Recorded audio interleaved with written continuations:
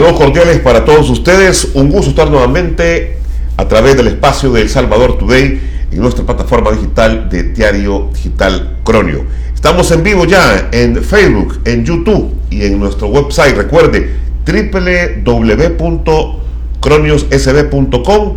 Aquí ustedes se pueden poner al tanto de informaciones nacionales e internacionales. Así que yo le invito a que visite nuestro website. Saludos a todos en diferentes partes del mundo donde nos sintonizan. Hoy, estimados amigos, vamos a hablar de la transparencia, ética y acceso a la información pública.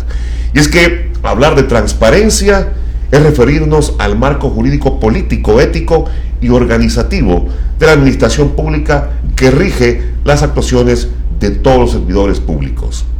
En nuestro país, la transparencia, su efectividad y fiel cumplimiento se consagra en la ley primaria, o sea, la Constitución, como parte de la función administrativa.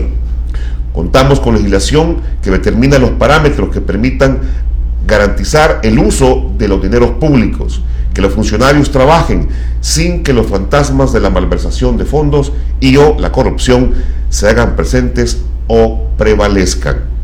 Y es que muy próximo a la transparencia encontramos la ética, la moral y la honestidad, que también abren las puertas al correcto manejo de la información. De tal manera, la población sepa lo que nuestras autoridades realizan.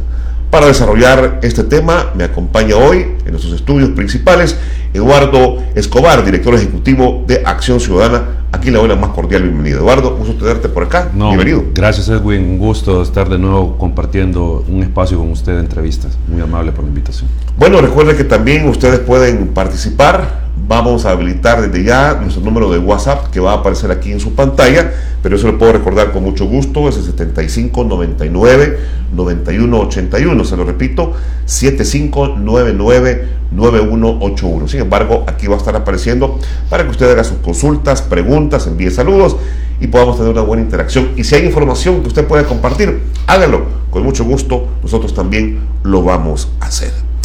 Transparencia, Eduardo, se dice fácil, pero ¿se hace efectiva en la práctica? Ustedes que han observado durante los monitoreos que han hecho con relación a qué pasa con la transparencia. Bueno, en este caso, Acción Ciudadana se dedica a hacer dos tipos de monitoreo. Un monitoreo de desempeño de las instituciones, es decir, cómo cumplen su función constitucional, sus atribuciones legales, y también hacemos un monitoreo de transparencia precisamente a la gestión pública.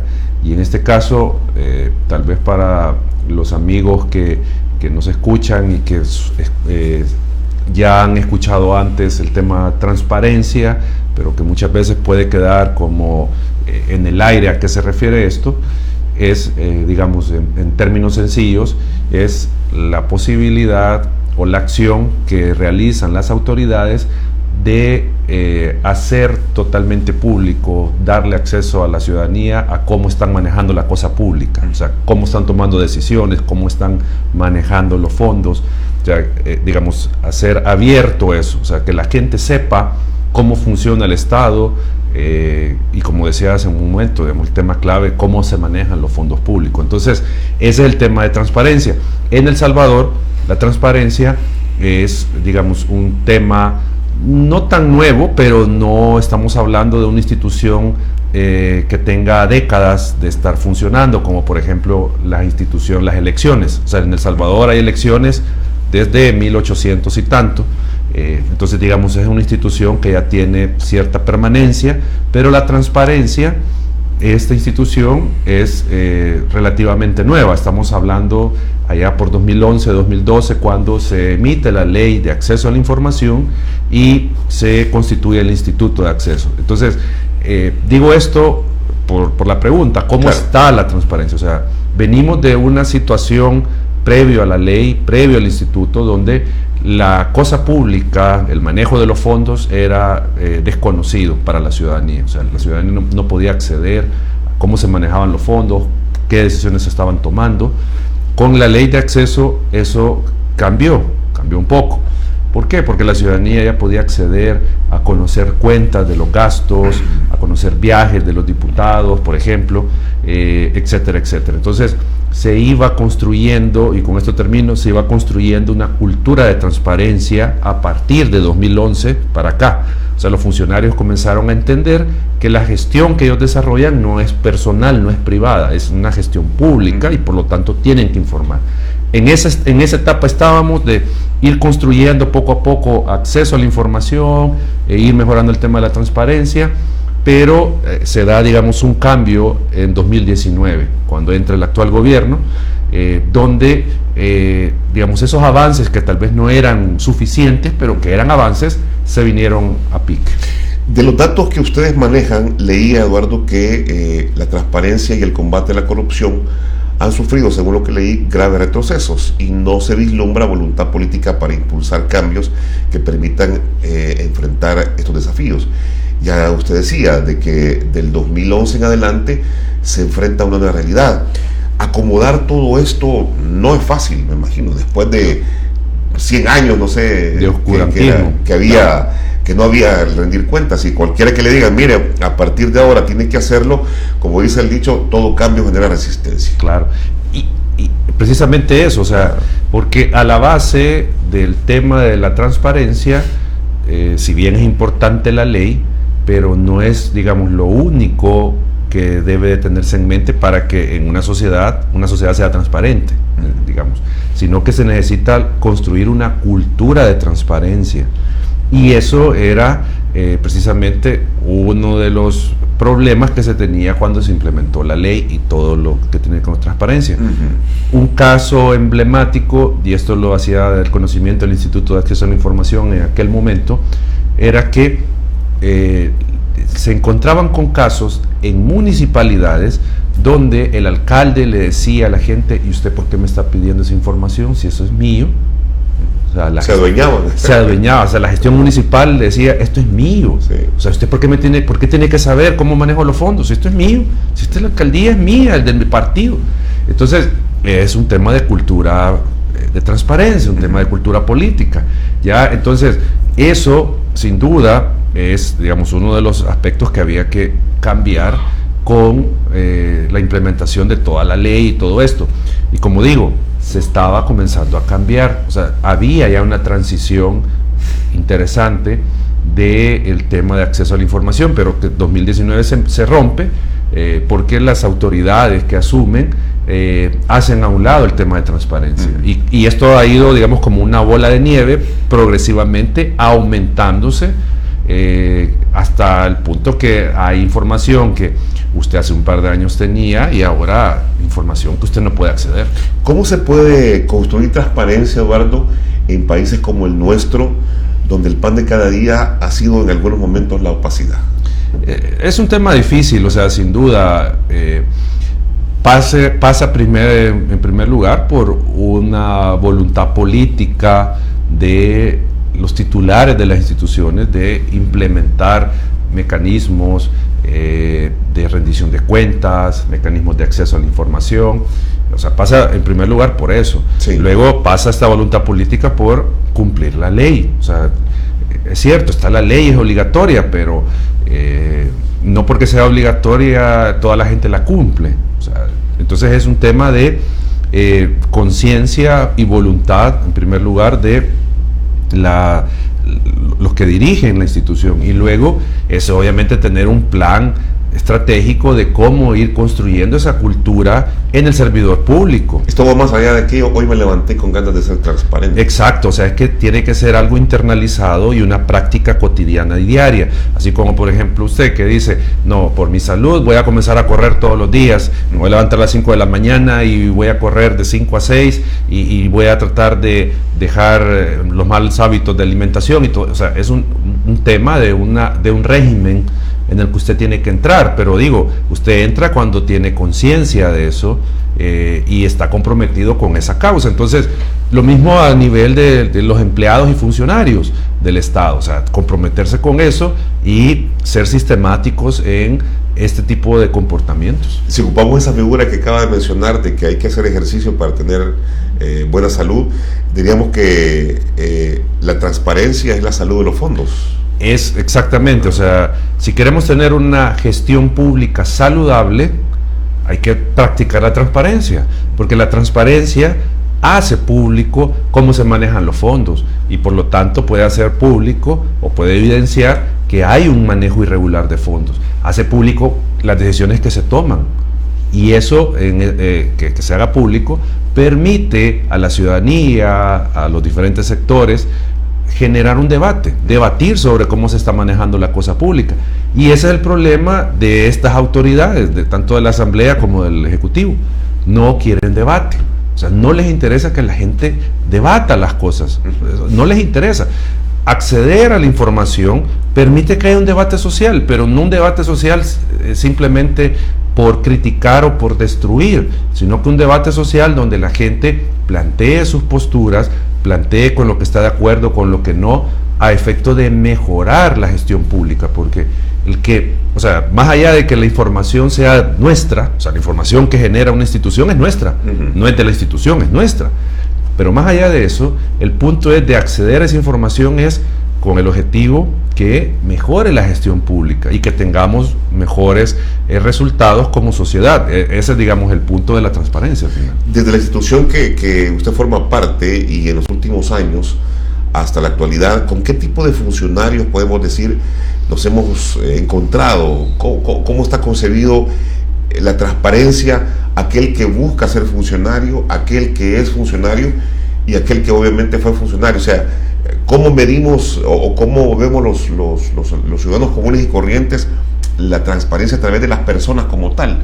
O sea, si yo lo veo a usted y soy toda la población, digo, Eduardo, o sea, tengo un currículum suyo, asociamos, y usted ve a otra persona, usted le entra la duda. Entonces, ¿cómo ir formando ese criterio de lo que hablábamos anteriormente, de una falta de cultura, para que la gente vaya identificando que la persona está asociada con la transparencia? Pues. Bueno, yo creo que esa es una pregunta pertinente para que la ciudadanía, y ahora que vienen las elecciones, pueda tener un mejor criterio para elegir a sus gobernantes. En primer lugar, creo yo que un punto clave para saber si este funcionario o esta funcionaria es transparente es si oculta algo, o si tiene todo a la vista, o sea, o mejor dicho esto, que tenga todo a la vista. Ese es un primer aspecto, o sea, todo lo que tiene que ver con sus decisiones, con su gestión, con el manejo de fondos, o sea, si eso lo tiene a disposición. Ese es un primer punto que creo que es importante que se verifique. Lo otro es si informa, o sea, porque no solo es tener la información, sino que yo informo, yo rindo cuentas a usted, yo le consulto a usted también cómo se pueden mejorar las cosas, por ejemplo.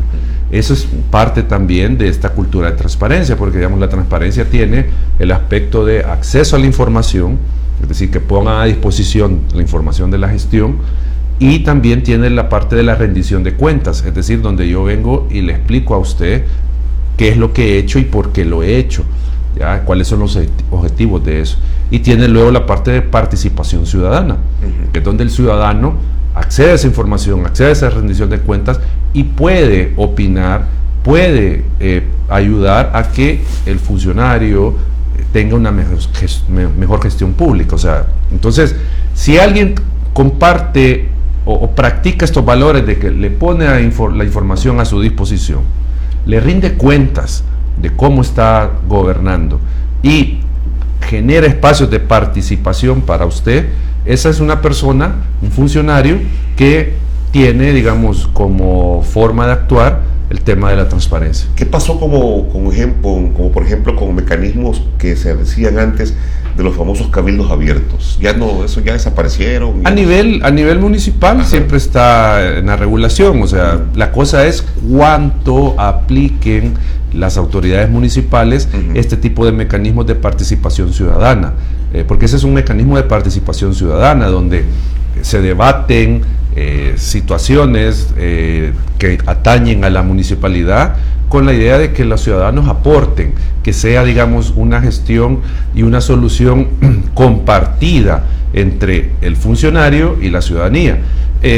ahí habría que preguntar, y creo yo que cada uno de los amigos y amigas que nos están sintonizando podrían evaluar si en su municipio han escuchado que se siguen dando este tipo de espacios de gestión municipal donde hayan, digamos, valga la redundancia, este espacio de participación de ciudadanos.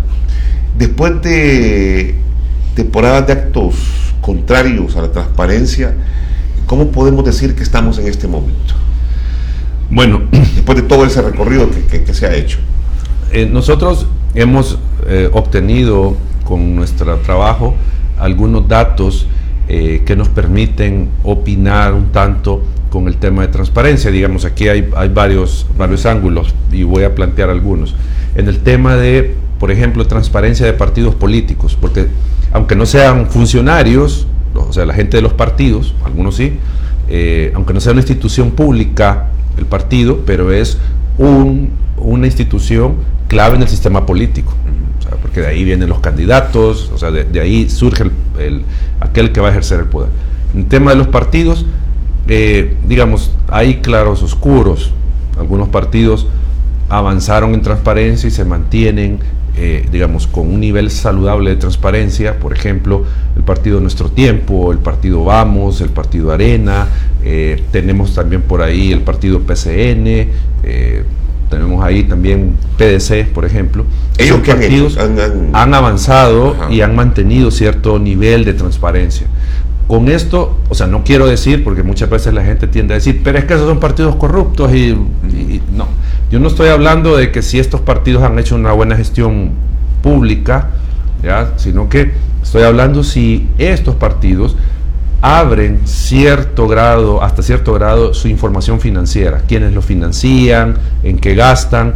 Entonces, y con esto no quiero decir que los partidos no puedan tener gastos ocultos y cosas así, que siempre sucede, pero que tienen cierto grado de acceso a la información, o sea, que rinden hasta cierto punto cuentas. Le quiero preguntar algo ya que menciona eso. ¿Puede haber transparencia falsa?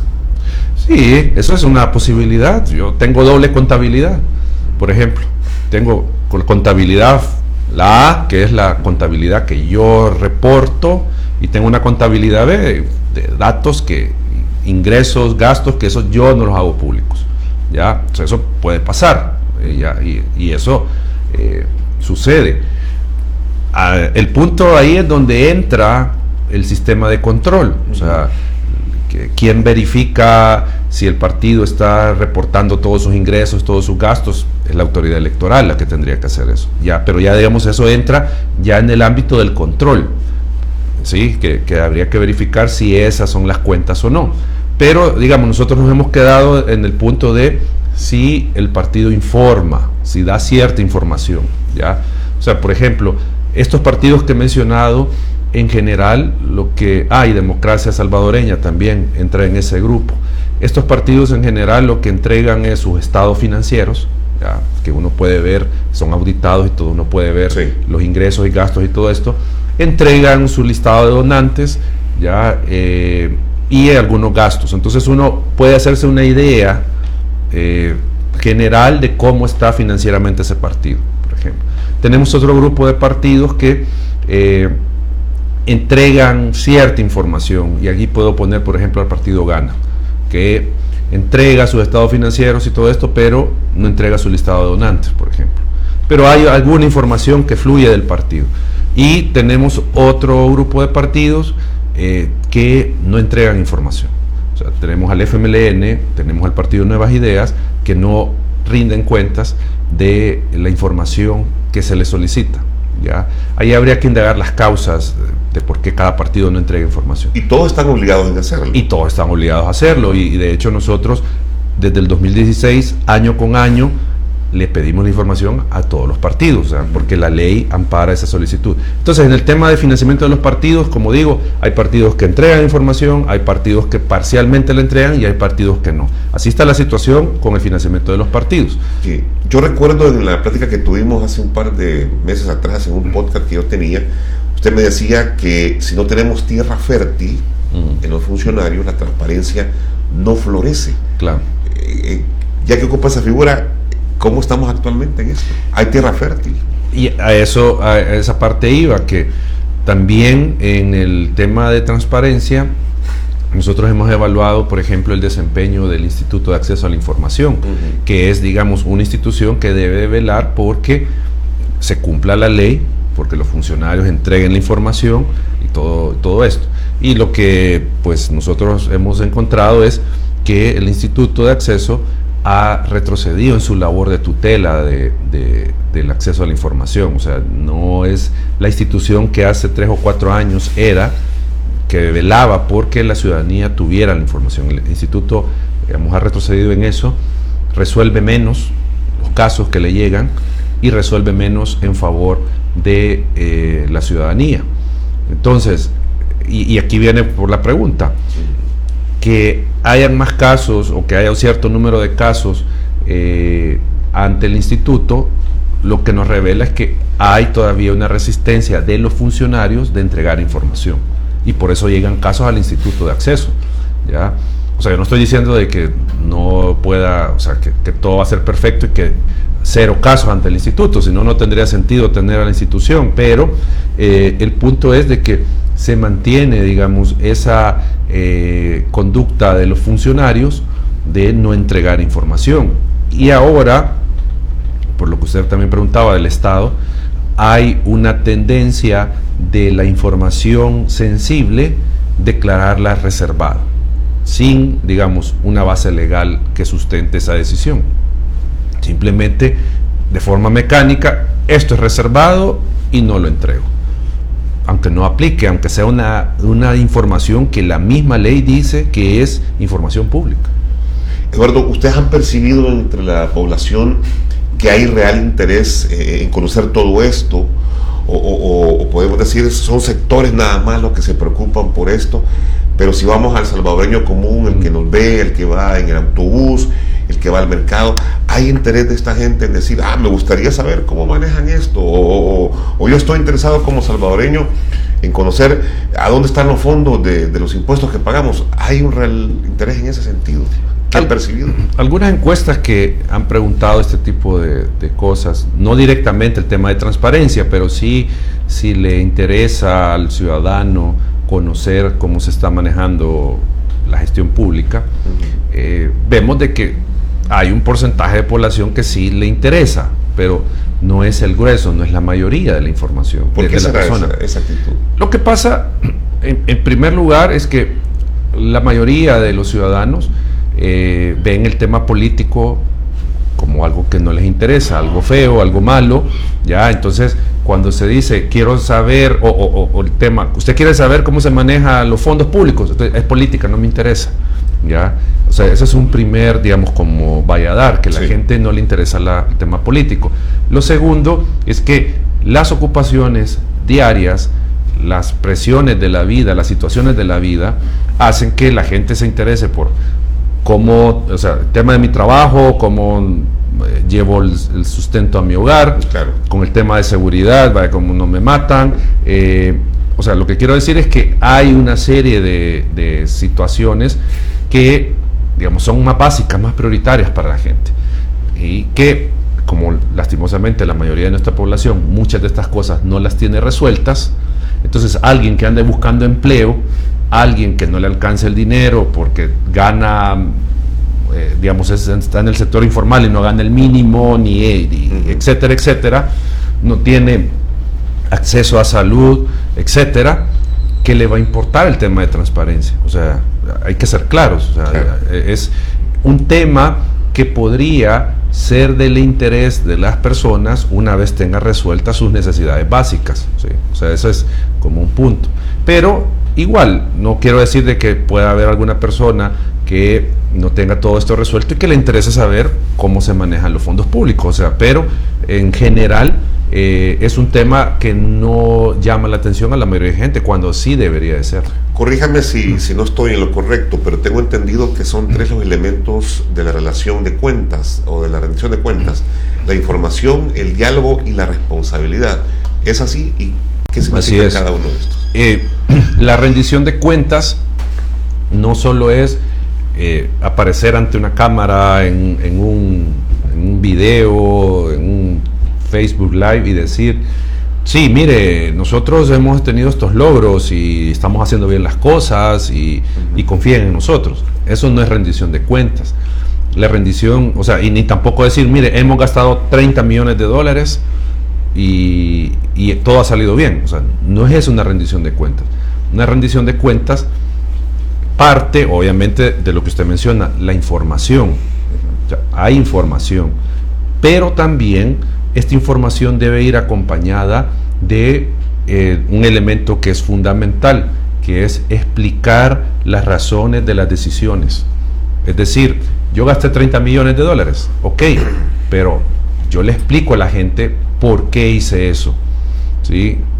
Yo siempre pongo este ejemplo. En una comunidad se necesita pavimentación y aguas negras, por ejemplo, y de repente el alcalde aparece que en vez de hacer eso, remozó el parque, le puso unas luces y le cortó la grama y puso un monumento y eso.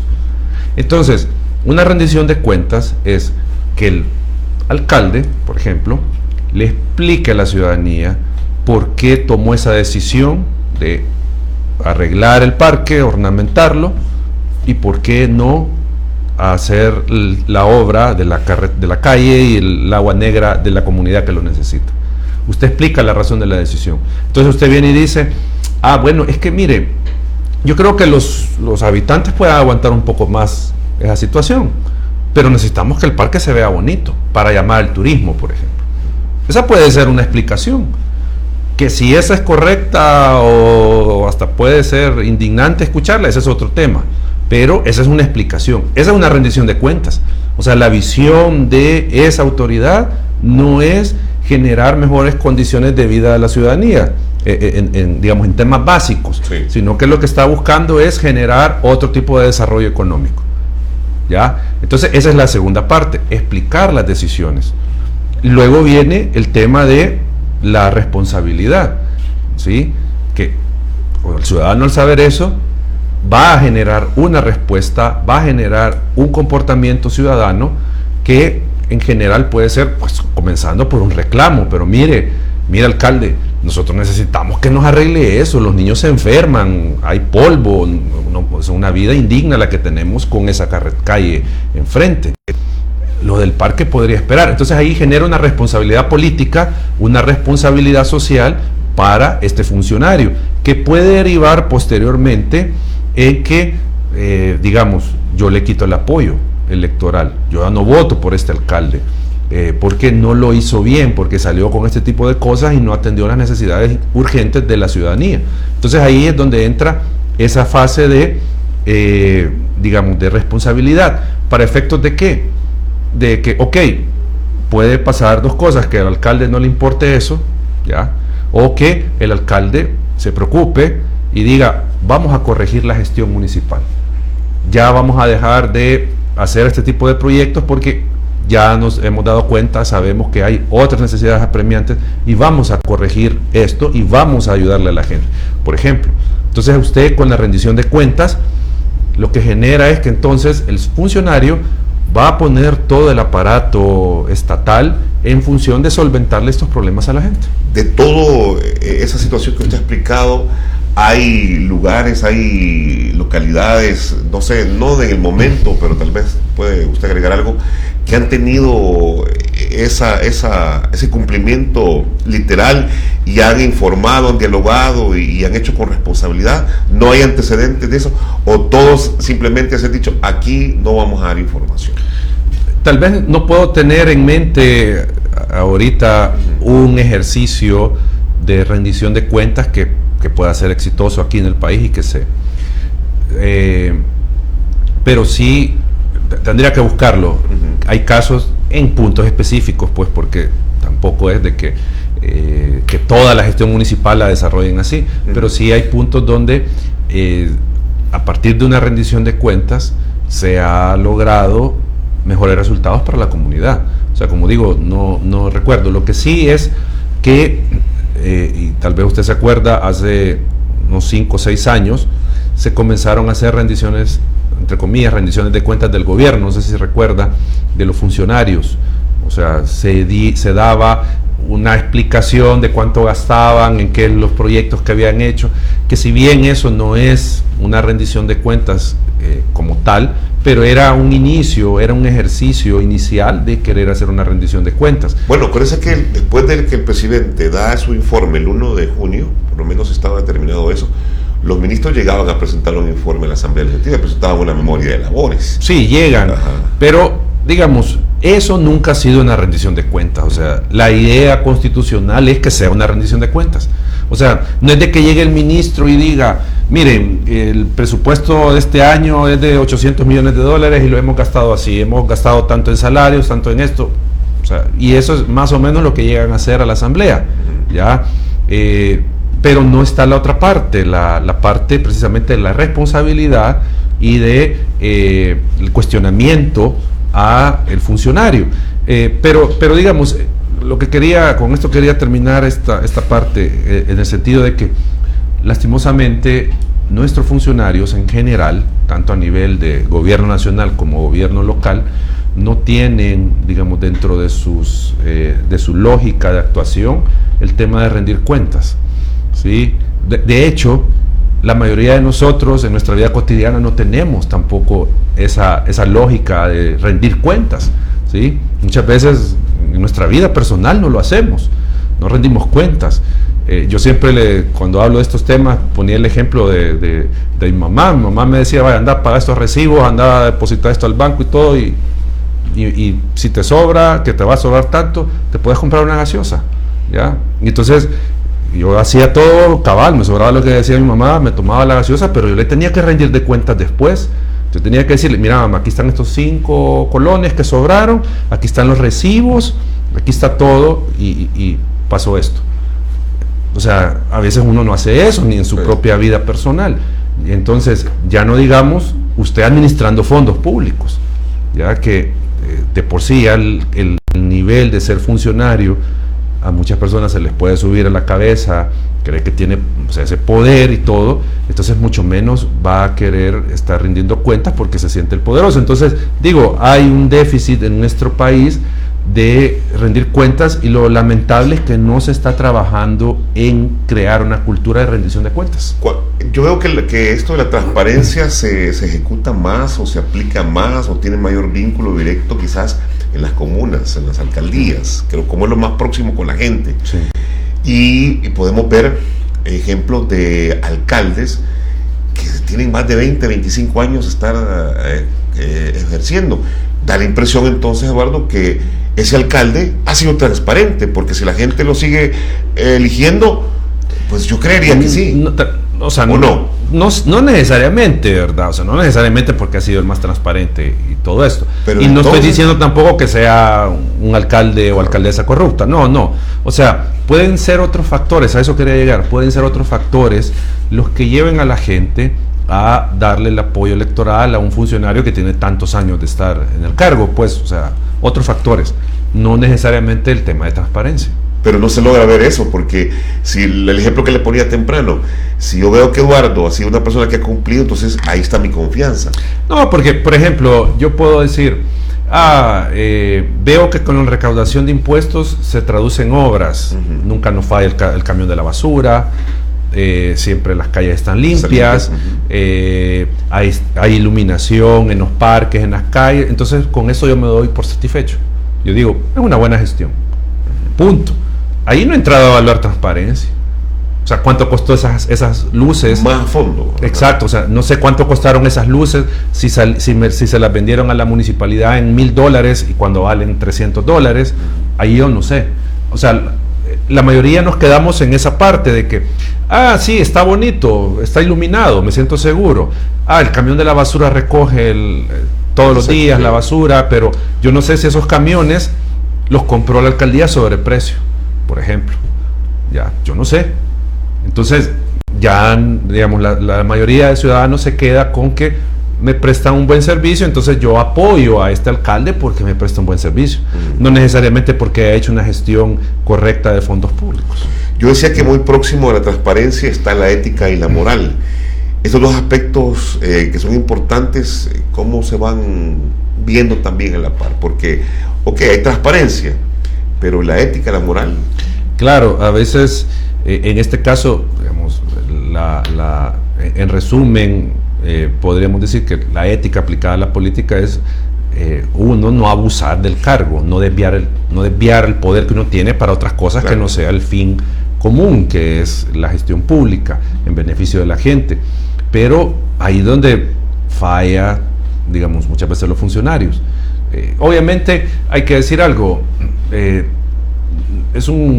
no podemos esperar un gobierno de ángeles, es un gobierno de gente, de hombres, de mujeres, sí, de personas que cometen errores, etcétera, etcétera. O sea, no se trata de eso, de pensar que va a ser una gestión pública inmaculada y sin, no.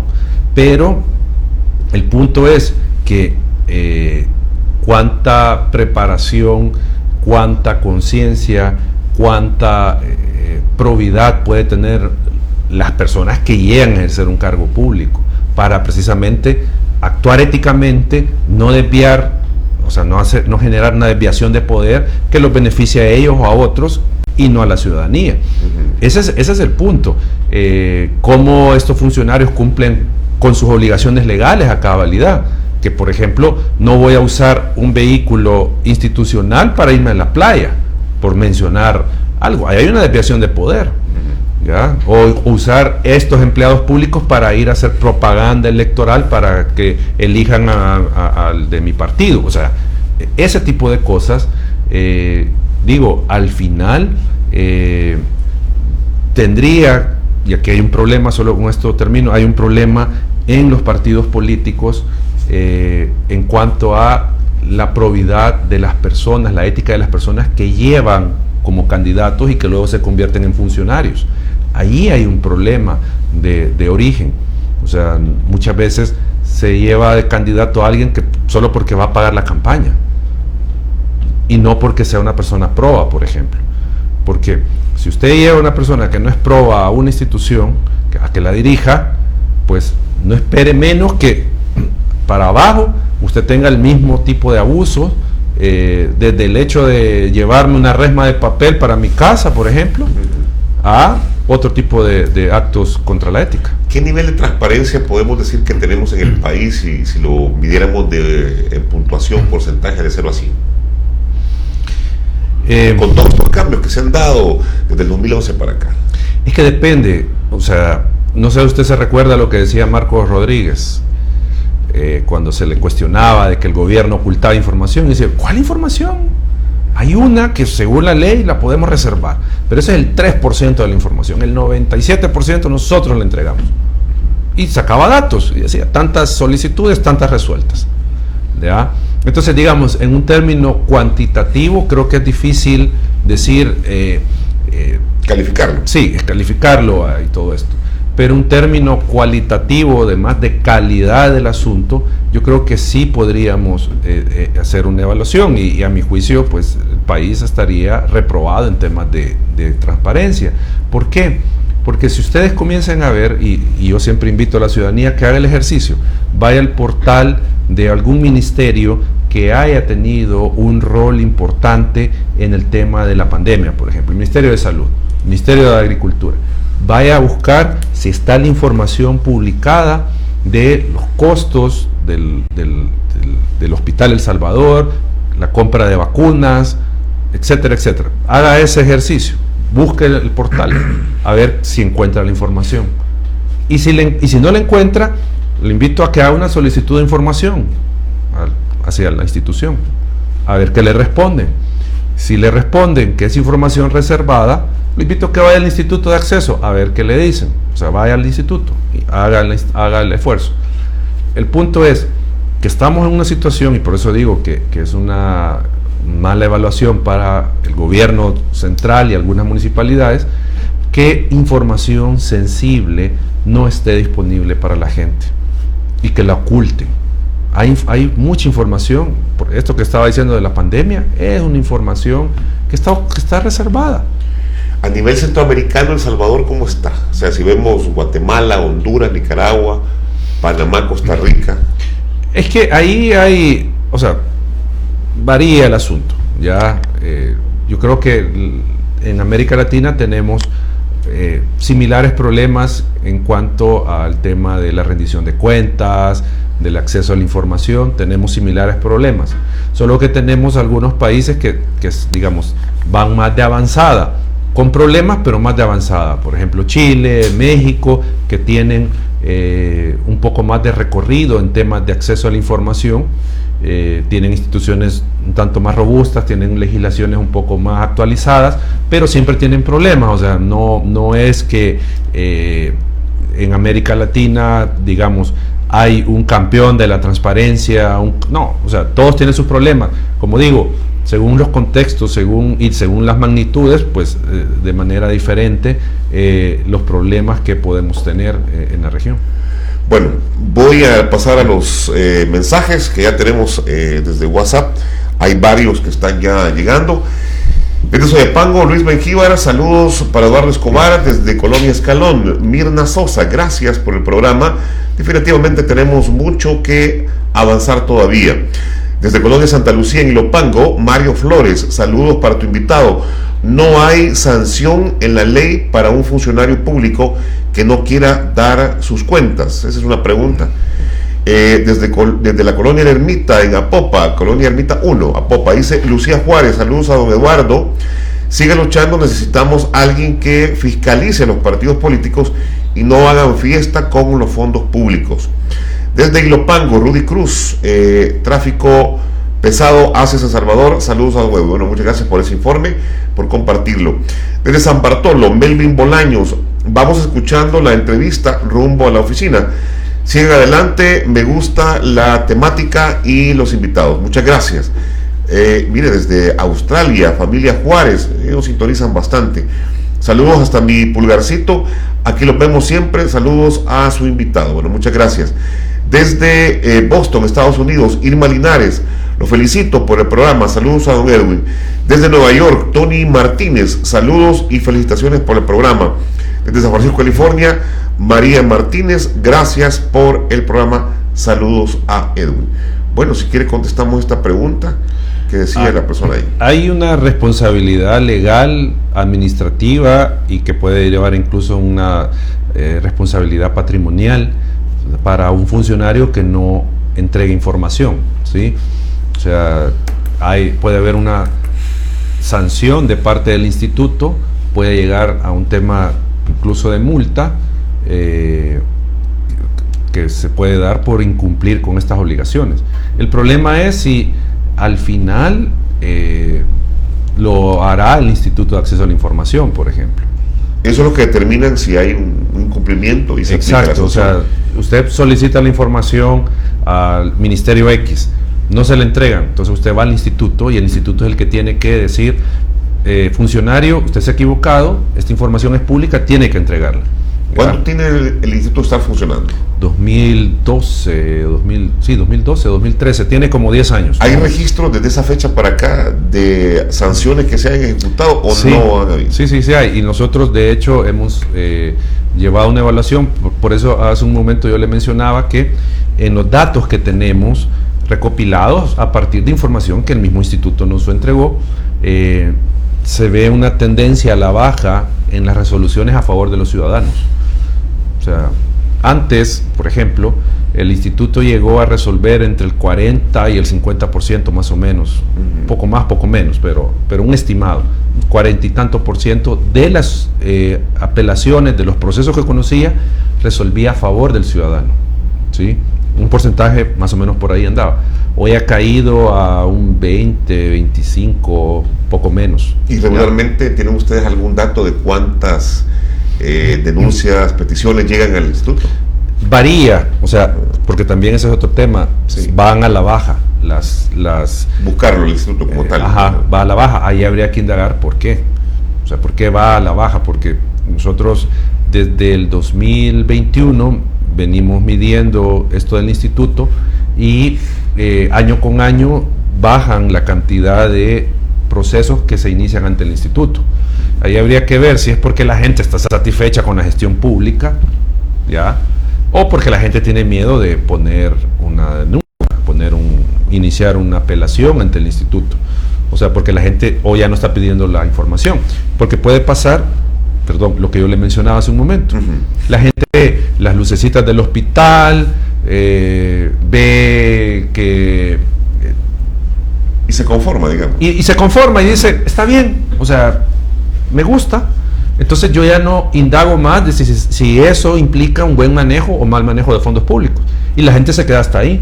O sea, dice, bueno, yo estoy viendo los resultados, entonces yo no tengo por qué andar indagando nada más. La gente puede pensar fácilmente esto, pero, y ese es, digamos, el mensaje y lo que como organización hacemos. Nosotros decimos, ok, usted tiene un resultado que le sirve, pero usted también no tiene que perder de vista cómo se ha logrado ese resultado, si con un buen manejo de fondos públicos o con un mal manejo. Ahí es donde la gente, y esa es la parte, el paso que falta dar, que como sociedad cuestionemos si aquellas obras que si bien están teniendo un resultado, pero que nos cercioremos que se ha usado correctamente los fondos. Ya, ese es el tema. Estaba leyendo un informe del índice de percepción de la corrupción del 2022 y señala que El Salvador ha obtenido 33 puntos en el índice de percepción de la corrupción para la Transparencia Internacional, y me manifiesta que su puntuación ha descendido en los últimos informes, lo que significa que los salvadoreños perciben un incremento de la corrupción en el sector público del país. Sí, la medición que hace Transparencia Internacional año con año, lo que muestra es que, si no me recuerdo, antes de que entrara este gobierno, lo que mostraba era una especie de estancamiento y tal vez algún retroceso, pero no pasaba. O sea, pero desde que el gobierno asumió ha ido perdiendo algunos lugares, ¿sí? Año con año. Y esto creo yo que es parte de el tema de que se cierra la información, ¿sí? Que no se conoce alguna información, cómo se está manejando la cosa pública, lleva a que esta percepción de que, o sea, si yo escondo algo es porque hay algo malo ahí. O sea, porque si yo no tengo nada que sea malo, ¿por qué lo voy a ocultar? O sea, en la gestión pública. Sí. Si la compra de estas camionetas o de estos pick-up para la institución es correcta, ¿yo por qué voy a ocultar la información de esa compra? ¿Por qué? O sea, ¿cuál es la lógica de ocultar la información? A menos que esta compra haya sido irregular, ¿verdad? ¿Qué proyección le da a un país, Eduardo, el hecho de tener transparencia en las gestiones administrativas, de gobierno, de alcaldías? Porque también estaba viendo que este informe dice que la disminución de su puntuación ha provocado que El Salvador empeore su posición respecto al resto de los países hasta la posición número 116 de 180 del ranking de corrupción gubernamental. Digamos, más allá del tema del ranking, en donde esté, pero para efectos prácticos, una sociedad, un país que tenga un gobierno, tenga un aparato estatal poco transparente, lo hace más susceptible a corrupción. O sea, cuando hay menos transparencia, hay más margen para la corrupción. ¿Y qué pasa cuando hay corrupción? Usted no tiene medicinas en hospitales, tiene malas aulas sus hijos en las escuelas públicas, con hoyos en el techo, etcétera. Usted tiene que esperar 8 meses, un año para que lo atiendan en el Seguro Social, por ejemplo. Lo que quiero decir es que hay una relación directa entre transparencia, corrupción y buenos servicios públicos. Si hay mayor transparencia, es menos posible la corrupción. No digo de que no haya, pero es menos posible. O sea, reduce el riesgo de corrupción, y al reducir el riesgo de corrupción hay más posibilidades de que usted tenga mejores servicios públicos, que el camión de la basura recoja la basura en tiempo y en forma, no que pasen ahí meses que usted no recoge nada y usted con el problema de la basura, ¿ya? Entonces, por eso digo, hay una relación directa entre transparencia, corrupción y beneficio para la ciudadanía. Sin ir al fondo de lo que usted mencionaba, el hecho de que veo la lámpara, veo el tren de aseo, pero no ahondo en esto, pero sin embargo veo obras, veo pasos a desnivel, veo lugares que están siendo reparados, eso también satisface a la persona y puede permitir crear de que, o decir, hay transparencia porque estoy viendo lo que se está haciendo. Y antes no se hacía, pues, ni eso. O sea, obviamente uno no va a renegar de que las calles estén bien iluminadas, que haya un paso de desnivel que ayude al tráfico. O sea, creo yo que sería alguien mezquino el que reniegue de eso. Ajá.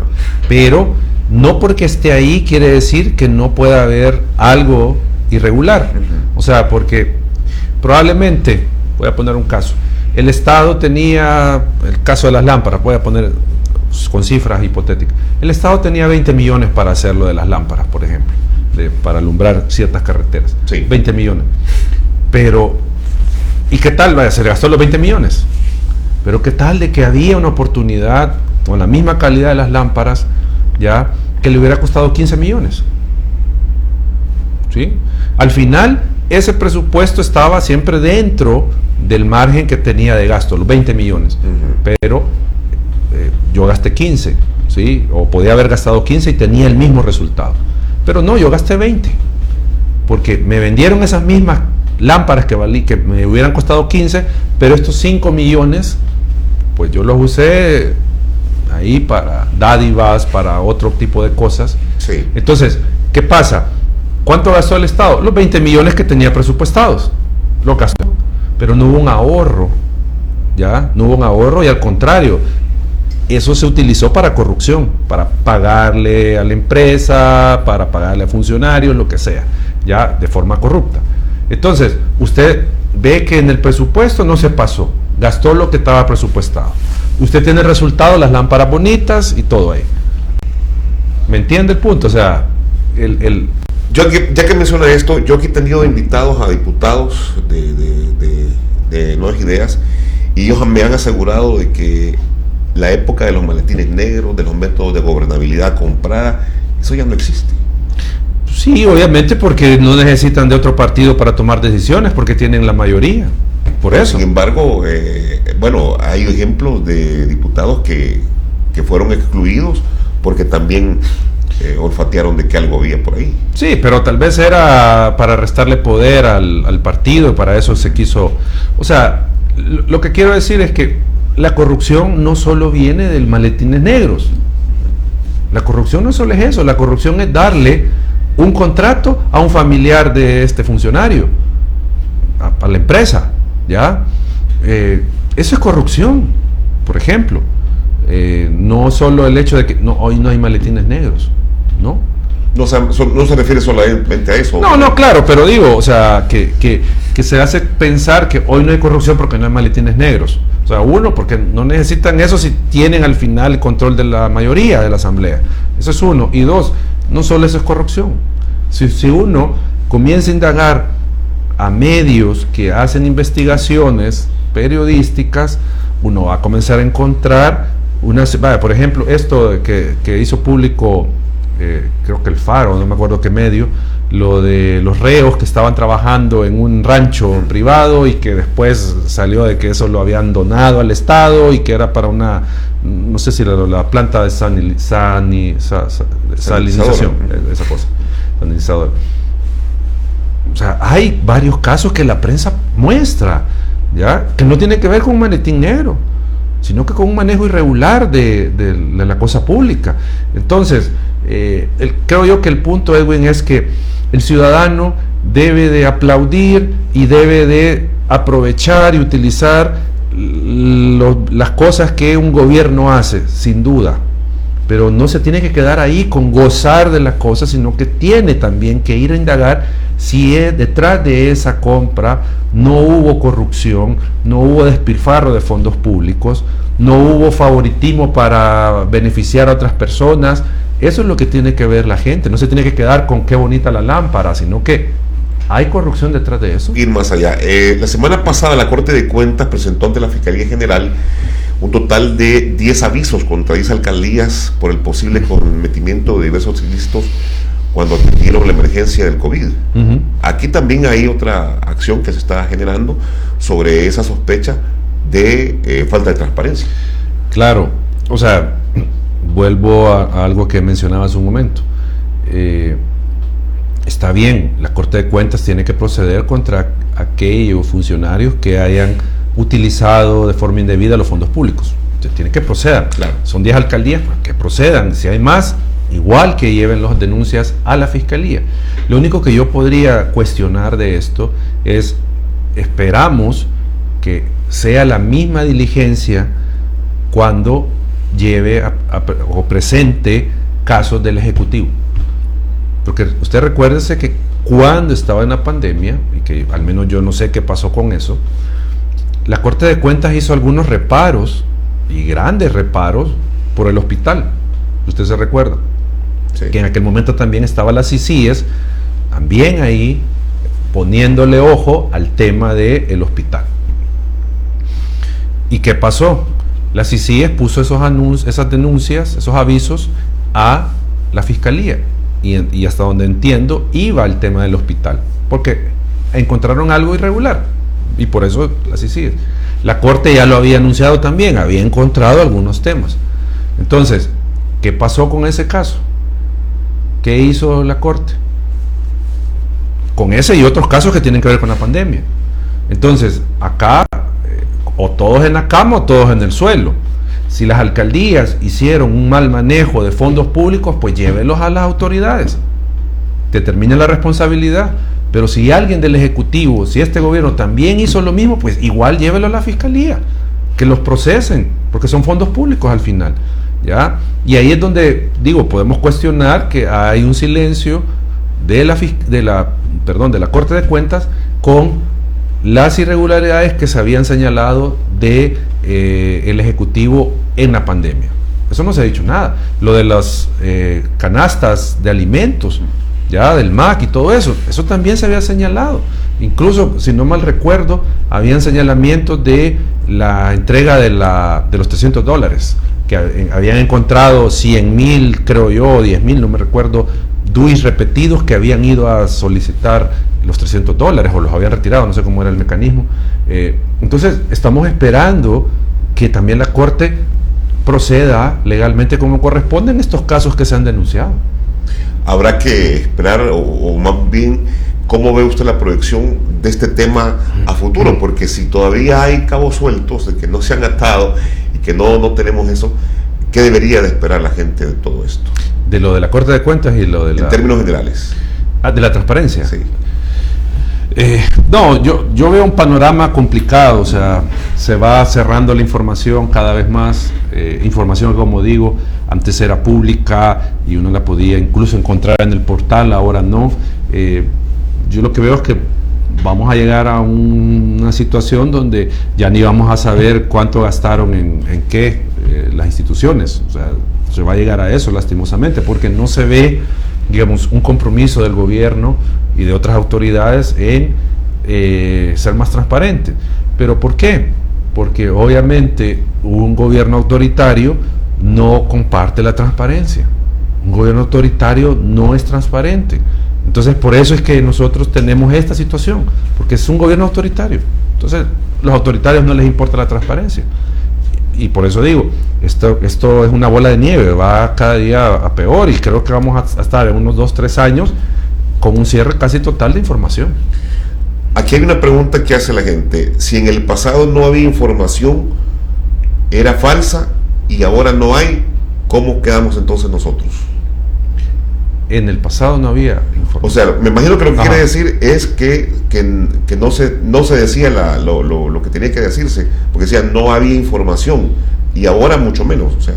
No, yo mencionaba al inicio que venimos de una época oscura, pues, o sea, antes de que hubiera ley de acceso, la poca información que podíamos obtener era porque algún periodista, algún medio lo sacaba, ¿ya? Ahí es donde... Pero no había, digamos, un portal web donde yo podía entrar y ver el presupuesto de la asamblea o de la institución, cuántas plazas tiene. O sea, eso era información que no estaba. De ahí venimos, y por eso la importancia de la ley de acceso a la información, porque entonces esa información sí se hizo pública, ¿ya? Y eso era, y aquí vuelvo, eso era lo que se iba construyendo en términos de transparencia. O sea, ya el funcionario que en una primera instancia decía, no, esta información yo no se la entrego, pero después se veía envuelto en un proceso legal ante el Instituto de Acceso a la Información, ese funcionario a la siguiente ya iba a salir, no, mire, tome, aquí está la información, ya no se iba a complicar la vida en un proceso legal. Eso es lo que se iba construyendo, ese acceso a la información, que como digo, se cortó y se ha venido a pique desde que entró este gobierno. La instancia de ética gubernamental también tiene que tener mucho trabajo en este sentido. Sí, pero bueno, hay casos que se han planteado ante esta institución, al menos de nuestra parte, donde han resuelto en favor del funcionario, ¿verdad? O sea, no han visto una infracción a la ética, algo que nosotros cuestionamos mucho, pero al final el tema del Tribunal de Ética, en algunos casos pues se tarda mucho en resolver, o cuando resuelve pues voy a decirlo de esta manera, no tiene un efecto político mayor y de responsabilidad para el funcionario que lo inhabilite del cargo o que lo haga cambiar. Y aquí pongamos el ejemplo del presidente, se le sancionó por haber contratado a su familiar, a su hermano. ¿Y qué pasó con esa sanción? O sea, no tuvo ninguna repercusión. Entonces, digo, ahí habría que revisar el alcance de las sanciones que se imponen desde el Tribunal de Ética. Habría que revisar todo eso, pero digo, tendría que ser una institución importante para tratar de mantener a los funcionarios en un comportamiento adecuado. Bueno, largo camino nos espera recorrer en este tema, Eduardo. Yo quiero agradecer que nos haya visitado. Rápido pasó la hora y todavía quedaron algunas cosas por ahí pendientes, pero que sea también esta excusa para que nos vamos a encontrar y platiquemos siempre de este tema que creo que es muy importante. Así que gracias por haberme acompañado. No, gracias por la invitación, un gusto y un saludo a su audiencia. Bueno, gracias a ustedes por ser parte también de este esfuerzo periodístico, gracias por sus aportes, gracias por estar pendiente de nuestro espacio Salvador Today a través de las plataformas digitales de Diario Digital Cronio. Nos vamos a ver muy pronto. Recuerde, gracias por estar en nuestra sintonía. Bendiciones.